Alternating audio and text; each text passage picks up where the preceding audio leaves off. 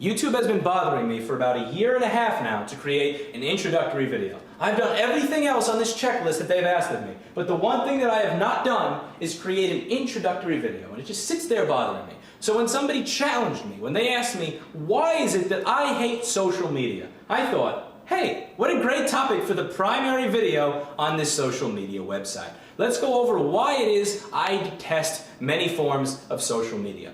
If you're a small business owner, at one point in time, you've had some young know-it-all to come up to you and say, hey, if you really want to connect with your customers, if you want to really increase your business, you need to up your social media game. And I'm the one to do it for you. And they'll tell you all the things that you should be doing, the things that you're not doing, the ways in which you can benefit from having a social media presence. And whether it's companies that are big, that are good at social media, or whether it's the little guy who sucks at social media and has a blog with his standard WordPress theme that he updates once a month, I notice some of the same failings, some of the same annoyances among many business social media profiles, and it bothers me. It annoys me. For example, you're looking and you see a company that provides computer repair in New York, and their name is New York Computer Repair. And you go, now they said they heard that they need to start a blog. So they go out there and they start a blog with the default WordPress theme, because that's all they have the time to put into. You see, people who are starting a business, they're usually spending 40 to 50 to 60 to 70 hours a week doing what it is they need to do for their business. So they don't have time to create a nonsensical social media profile. So they'll talk about something. They'll just come up with some content. And they'll do what kids do when they're writing a book report the day before it's due. And they'll just come up with a bunch of bullshit. So let's say they offer virus repair, and it's on their services page. They may write, here is what a virus is. And they'll have a nice typo-written explanation of what a virus is. And at the end of it say, New York Computer Repair Company can help you with your computer repair virus needs. And it's just going to read like copy. It's going to read like drivel. It's going to read like bullshit. And then you go to their Facebook page, and you see that they posted a picture of what a virus looks like when it's attacking a computer. And then you go to their Twitter page and it says, hey, this week we're offering 5% off virus repair. And they actually wonder why it is nobody's following them. They wonder why their business has not exploded as a result of them taking time on social media. Because if you are creating content that you yourself would not want to read, then guess what? Nobody else is going to want to read it either. The problem with social media when it gets used by businesses in this manner is that it contributes to the noise of the internet. There is already enough noise on the internet. There are already enough people that are creating content that sucks balls when they think that they are actually creating amazing, useful content. So imagine when you actually encourage people who have no content to come up with content. The result is disgusting.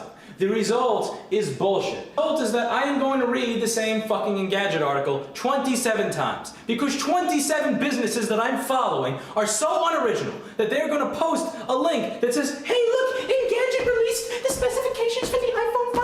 Oh my god. Now guess what? I read that on Engadget this morning with my morning breakfast. I do not want to read it 27 more times from 27 businesses that lack the creativity, that lack the balls to create any real content for themselves behind retweeting the content that other people have already came up with, that add to the noise of the internet by regurgitating garbage that is already out there. That is not my definition of social. When I decide to go out to a bar with coworkers, with friends, with vendors, with customers, with other companies in the business, I seek to discuss topics of interest. Hey, this is a repair service where you can make $250 in 20 minutes. Have you started doing it? Here's how you can do it. Hey, this is an issue that cost me $10,000. Has anybody else had this issue? Here's how it screwed me, so that maybe through hearing how it screwed me, it doesn't screw you. That's what people want to hear. If I go to a bar and go, we have 5% off virus removal this week, everybody's going to look at me like, just get the fuck out of here. Because that is boring, that is uninteresting, that is unrequested solicitation. And that is not what is going to gain you followers. I solemnly swear today that this channel will never be used to add to the noise of the internet in the hopes of improving my business. Rather, I would like to share with you the tale of how a company with no money became a wildly successful company through both the good decisions that we made and in spite of the bad decisions that we made. My goal is not to get you to like, not to get you to subscribe, not to get you to follow through cheesy reposts, raffles, and annoying coupons and bullshit. Rather, my goal is for you to learn something. My goal is for you to discuss the industry. My goal is to get all of these people out of their little fucking groundhog holes because, admittedly, repair technicians hate talking to one another and actually start contributing to the knowledge base that should be out there for people. I want there to be a knowledge base out there that I wish was there 6 years ago, and I want you to learn from it. Now, a lot of the things that I'm going to talk about are going to be considered unprofessional. If I do a repair video and I fuck up the webcam, if I fuck something up in the middle of it, I am not going to edit that out. Rather, I'm going to continue. I'm going to fix what I fucked up. I'm going to show you how to do it, and then I'm going to hope that you do the same. And also, I'm going to hope that you don't make the same mistake. Because in real life, in real business, you don't get to edit out the mistakes. And when we're discussing an annoying issue, I'm not going to not discuss it because it's touchy, or it may seem unprofessional, or it may offend somebody. Because my definition of professionalism is different from yours. My definition of professionalism has 2 components to it, and only 2 components to it. The first is that you can consistently do a good enough job that people will want to pay you and come back. I mean, not that you got a 3-point shot by chucking it just one time, but rather that you can consistently get the 3-point shot over and over again. The second important component to professionalism is that you are not afraid to discuss your opinions. You are not afraid to have a transparent door and a transparent window between the general public and how you do business. So the general public can see how you do business and choose whether or not to use you based on the reality of who you are. That is my definition of professionalism. My definition of unprofessionalism is a rampant fear that if other people hear how we do business and how we think, that we may lose them as a customer. My definition of unprofessional is the person who keeps his mouth zipped because he's afraid of losing revenue. And this channel serves as great proof that the people with the latter definition of professionalism are very, very wrong. The people who think that the politically correct, that the dusted off, that the edited, that the best foot forward way of showing your business and showing who you are and showing your ideals is how you should make money.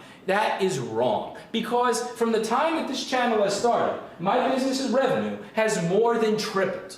And this channel has over 350,000 views. So there are enough people out there so there are definitely enough people out there who could say, I don't like what he says. I don't want to do business with him.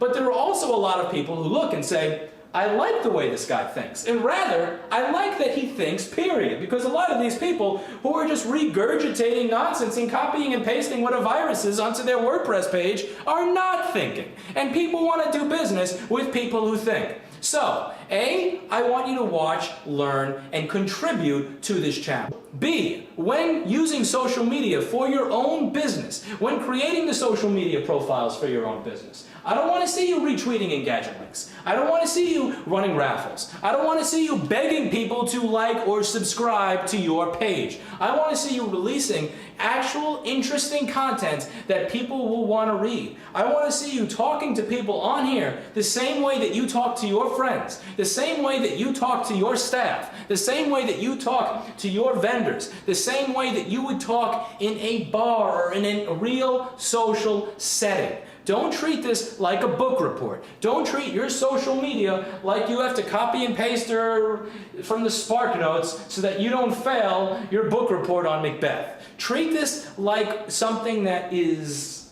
very close to your ideas, very close to your ethics, very close to who you are. And then you may notice that social media actually helps your business. Don't contribute to the noise on the internet. And don't be afraid of the pundits who will tell you that if you express your opinion, that you are being unprofessional.